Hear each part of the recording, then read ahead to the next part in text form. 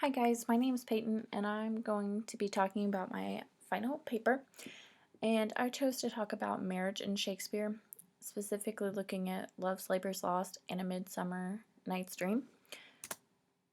One of the things that I think is important to know before looking at marriage in Shakespeare's plays is to try to understand the world surrounding it, especially with 16th century marriages. Marriage in the 16th century was viewed more as a business arrangement than as it was love or something like that, like what we would expect today. It was a way to secure economic and social standing.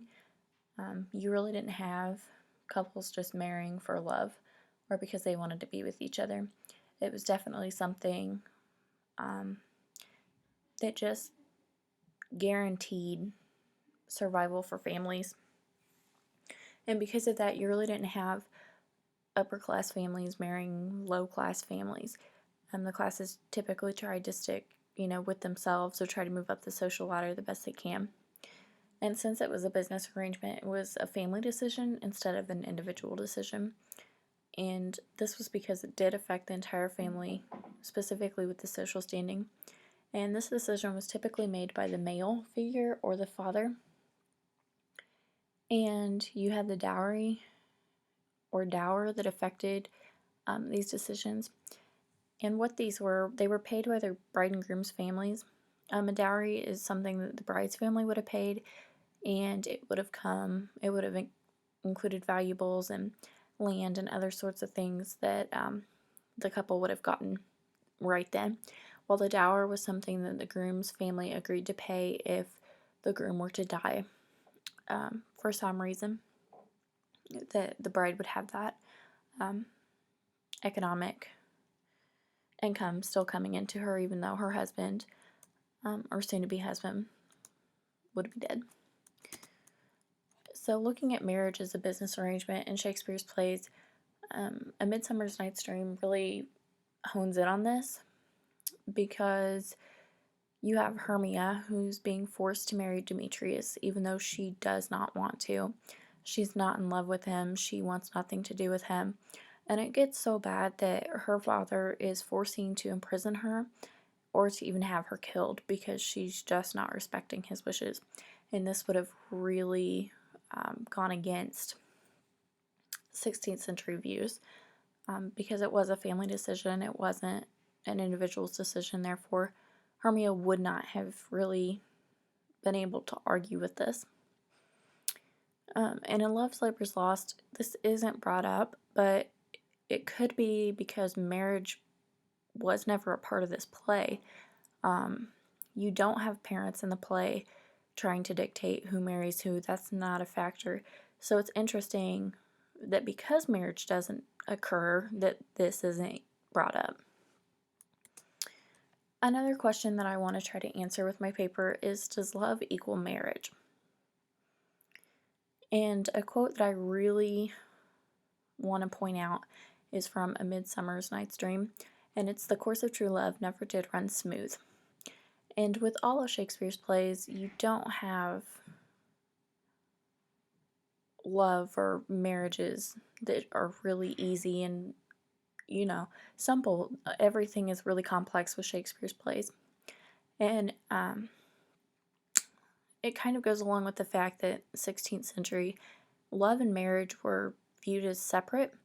And this leads back to marriage being considered a business arrangement. You really didn't want to mix your business with your pleasure. And we still kind of go by that today. Shakespeare presents love in a way that's more modern. Most of his plays really focus in on that crush like love or the puppy dog love type thing. And there are very few happy endings.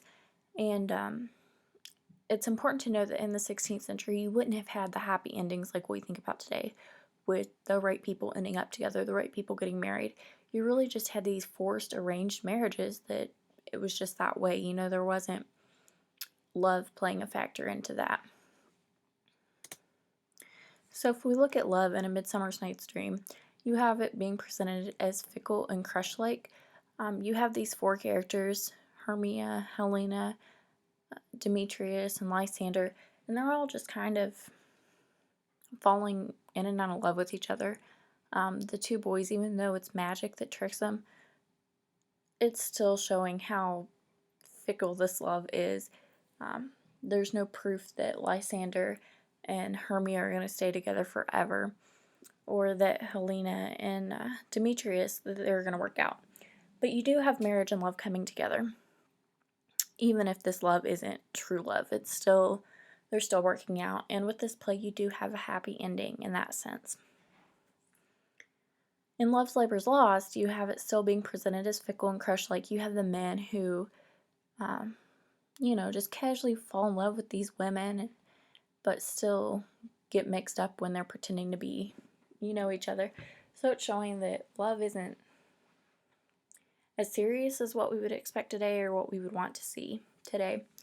And again, I've already said that marriage doesn't occur in this play, so it's not considered a happy ending because you don't have love and marriage coming together. And another important thing to bring up in this paper is about Queen Elizabeth I, or better known as the Virgin Queen.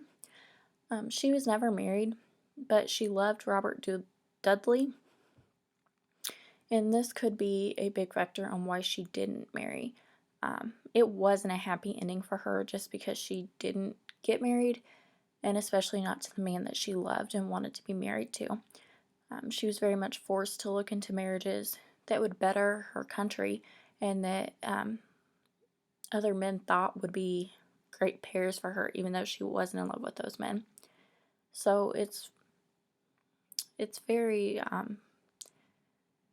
familiar with the two plays. And I think it's interesting, of all the suitors that she had, that kind of lines up with the fickle romances. She didn't marry any of those men, but yet she still had a number of suitors who she considered marrying, yet she never did. And because she didn't marry, it was a huge fear over family succession throughout England, because really with marriages you have, that goal to have economic and social standing and to have security with your family. And marriages typically lead to children, and where she was not married, there was a guarantee that she would not have children. She wouldn't be able to produce the next one in the line there. So these are a few topics that I'm going to discuss in my paper. I go more in depth with them in the paper, but this is just a broad overview of what I'm going to talk about. Thank you.